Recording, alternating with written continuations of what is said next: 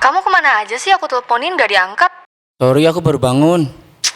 Aku barusan sama Coro udah survei nih pantinya.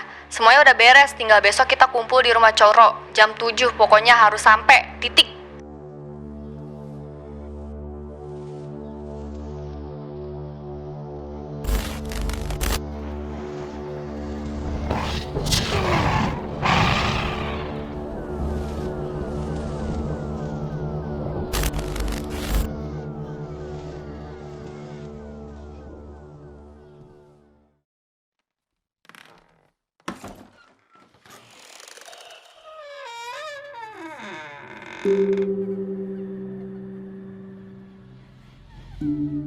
Oke, gua Raka dan ini cerita gue. Pada pertengahan semester gue mendapatkan tugas mata kuliah semacam bakti sosial, di mana gue harus mengabdi selama 3 hari. Kebetulan kelompok gue dapat tugas mengabdi di panti jompo, dan kebetulan kelompok lain ditetapkan berbagai macam tempat, mulai dari panti asuhan dan penitipan anak. Tugas ini semacam simulasi KKN, dan setiap kelompoknya beranggotakan 3-4 orang mahasiswa. Kebetulan gue beranggotakan 3 orang, gua Raka, Kuncoro, dan Inggit, yang pada akhirnya dapat panti jompo yang terletak di pinggiran kota Jawa Timur berkat rekomendasi Inggit. Semula semua baik-baik saja, mulai dari perizinan, perkenalan, sampai persiapan.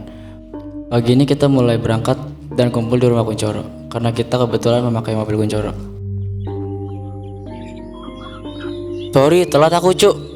Ya elah, kebiasaan banget sih. Kalau tadi beneran macet Git, suwer aku. Berantemnya nanti dulu deh.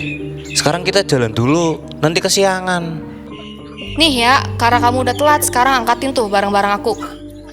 Yang mana aja Iki barangmu? Ih, itu loh semua yang belum diangkut. Cor, kita Iki mau pindahan. Udah, pokoknya jangan banyak omong. Sekarang angkatin sana. Oke nyonya. Perjalanan dari rumah Kuncoro menuju panti memakan waktu kurang lebih 2 jam. Sesampainya di panti, kita menurunkan beberapa bahan makanan dan peralatan untuk acara yang nanti kami adakan selama 3 hari tersebut. Dan kamar kami sudah disiapkan 1 hari sebelum pemberangkatan. Tata letak bangunan panti ini sedikit menyerupai huruf L jika diperkirakan dengan halaman belakang yang cukup luas. Panti ini seperti persegi. Lorong yang agak panjang dari ruang tengah ke dapur umum memperlihatkan betapa luasnya panti ini. Kami kedapatan kamar yang berada di ujung ruangan dari pintu masuk. Gua dan Kuncoro 1 kamar, dan Inggit 1 kamar dengan pengurus panti. Kamar kami kebetulan berhadapan, jadi kami tidak terlalu khawatir jika terjadi hal yang tidak diinginkan. Aku baru tahu sih, daerah sini aman panti jompo Cor. Makanya jangan di kamar mulu kak. Sampean gak aja, sampean juga tahu dari Inggit toh. Iya sih, awal survei aku kira aku diculik cuk. Piye diculik? Lah iyo, tadi kan kamu lihat sendiri kan, jalannya kayak masuk hutan. Nah makanya, nemu aja lagi si Nyonya Gambreng. Jangan gitu loh mas, nanti malah suka kamu ke dia. Mending aku ngejomblo sampai tua Cor, kalau gitu caranya. Kalau aku sih mau mas. Wes buat kamu Cor, ambil. 1 hari berlalu, hampir setengah penghuni panti jompo kita mengenal mereka. Mulai dari nenek yang ditinggal anak yang meninggal, kakek yang hilang dan tidak dicari keluarganya selama 10 tahun, dan masih banyak cerita dari mereka yang membuat kami merasa beruntung memiliki keluarga yang lengkap. Yang paling kami ingat adalah Nenek Siti yang trauma akibat kecelakaan 15 tahun yang lalu, yang mengakibatkan seluruh keluarga meninggal dunia, dan naasnya keluarga yang meninggal dengan keadaan tragis. Bagian tubuh mereka banyak yang tidak ditemukan, sehingga Nenek Siti trauma besar dan tidak ingin diajak bicara oleh siapapun. Pandangan mata yang kosong membuat kami sedikit enggan untuk melirik ke arahnya. Dia adalah satu-satunya saksi hidup dalam kecelakaan tersebut. Gue dan Kuncoro sedikit naruh parno setiap kali memandang si nenek itu. Petugas panti terhitung ada 4, diantaranya pengurus bagian dapur dan perawat. Pengurus dapur sejak kami datang jarang sekali terlihat karena dapur panti sangatlah steril, jadi tidak bisa sembarangan orang bisa masuk. Perawat panti sangat ramah, membuat kami menjadi sedikit segan jika terus membuatnya repot. Kak, serem banget gak sih Nenek Siti? Aku loh dari tadi merinding, Cor. Ya namanya juga trauma, gimana sih? Nyambung aja kamu. Ah ya udah, aku mau bantu ibu dulu. Ya wes merono. Hati-hati Git. Ini hari kedua. Sejak pagi kami sudah mempersiapkan untuk acara hari ini, yaitu senam pagi dan sarapan sehat. Yang pasti dibantu oleh perawat panti. Acara dimulai dari jam 7 pagi sampai jam 9. Seluruh pasien panti terlihat sangat bahagia karena kebanyakan dari mereka sangat merindukan suasana seperti ini. Mereka menganggap kami sebagai anak, bahkan cucu. Kami merasakan sekali kehangatan di sini awalnya. Sampai Dor, lihat iku Nenek Siti. Kok ngeliatin ke arah kita terus ya? Sebenarnya aku yo nyadar, awit mau. Yo wis, meneng ae. Cor, lama-lama gak betah aku, Cor. Nang disinggit. Ibu, masuk yuk. Yang lain udah pada masuk tuh. Makan siang pun datang. Kami masih ingat menunya, sangat bervariatif. Mulai dari daging merah, sayur-sayuran, hingga susu dan kopi tersaji di meja makan yang berukuran lumayan besar. Beberapa pasien makan di sofa ruang tengah. Selesai makan siang, niat gue sama Inggit mau bantu-bantu cuci piring dan gelas. Namun petugas panti lagi-lagi tidak ingin dibantu karena kedatangan kami hanya kunjungan. Jadi mereka ingin kami tetap fokus untuk kegiatan hari esok dan menyuruh kami istirahat. Gue mulai merasa ada yang janggal karena pergerakan petugas panti makin terstruktur, seperti tahu rencana kami selanjutnya. Padahal kami tidak pernah memberitahu atau cerita apa saja kegiatan kami selama 2 hari ke depan. Halo Bu. Iya, sesuk yo muli kok. Paling habis zuhur lah. Yo nggak ngebut-ngebut. Nggih coro pastiin pulang dengan selamat ya.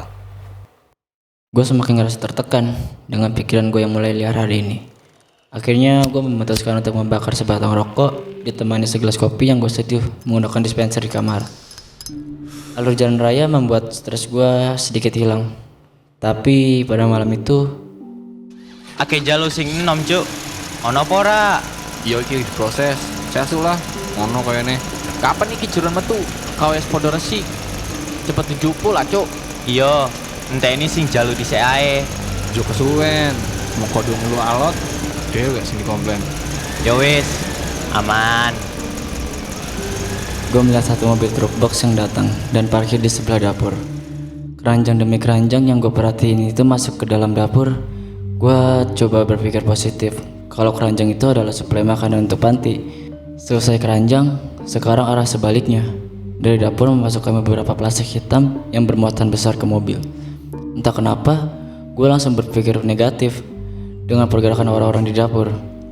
Pada akhirnya gue putusin buat masuk panti dan coba membuka sedikit gorden kaca yang ada di ruang tengah. Gue mastiin kalau kantong hitam besar itu adalah sampah yang belum dibuang. Tapi ketika gue buka gorden kaca, astaga Cor, aku kira siapa? Kenapa sampean? Kamu dari mana sih Kak? Aku dari depan Cor. Kenapa ada apa? Itu Kak, Nenek Siti. Kenapa Nenek Siti kenapa?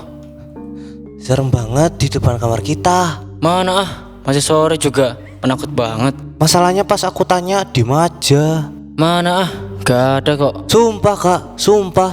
Tadi di sini. Ya wes, kita ngobrol di dalam aja. Kayak enak sama yang lain. Lagi pada istirahat mereka. Gini loh Kak, aku tuh sebenarnya nggak betah selama 2 hari di sini. Aku juga sebenarnya sama, tapi Apa Inggit? Ngerasain hal yang sama kayak kita yo. itu dia. Ini juga kayak nyaman banget di sini. Hampir kalau nggak ada kegiatan, dia itu nggak ada. Aku juga sempat aneh. Nah, ditambah lagi dia kenal semua orang panti. Biasanya juga dia kalau punya masalah pasti langsung cerita kan. Ya wes, Seiki kita coba ke kamarnya, kita cek. Ya wes ayo. Ternyata dia nggak ada di kamar. Penjaga panti juga nggak ada. Akhirnya pas gue balik badan, Inggit datang dari arah pintu masuk. Kamu dari mana Git? Dari dapur. Kenapa gitu? Anehnya kan dapur nggak bisa sembarangan orang masuk.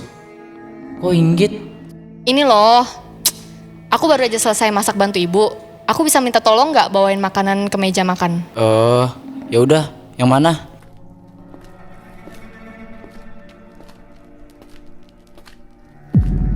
Di pertengahan lorong ada di situ yang berdiri tegak melihat ke arah Inggit.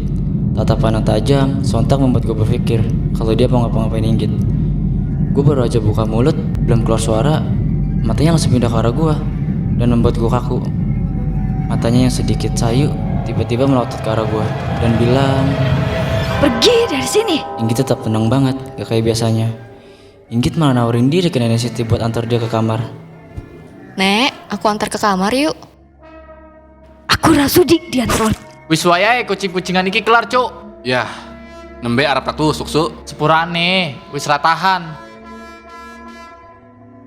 Gue yang cuma bisa ngeliat dengan kaku semua kejadian itu. Akhirnya gue paksain kaki gue buat lari ke arah ruang tengah. Belum sampai ke arah pintu keluar, petugas panti yang satu ngejar gue. Dan alhasil pisau menancap di kaki gue. Gue jatuh sambil teriak. Gue liat Agung yang dibunuh dan jasadnya diseret oleh petugas panti lain.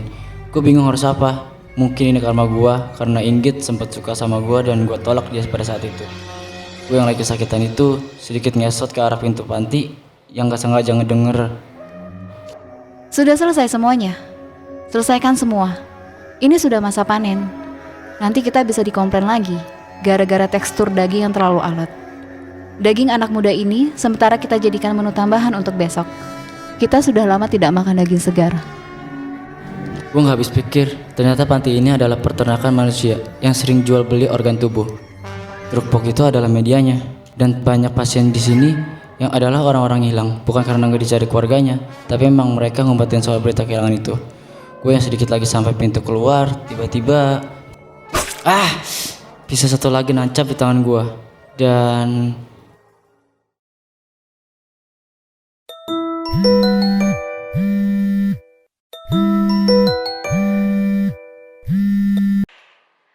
Kamu kemana aja sih? Aku teleponin gak diangkat. sorry aku baru bangun. Aku barusan sama Coro udah survei nih pantinya. Semuanya udah beres, tinggal besok kita kumpul di rumah Coro. Jam 7 pokoknya harus sampai, titik. Akhirnya gue terbangun dari mimpi gue yang seram itu.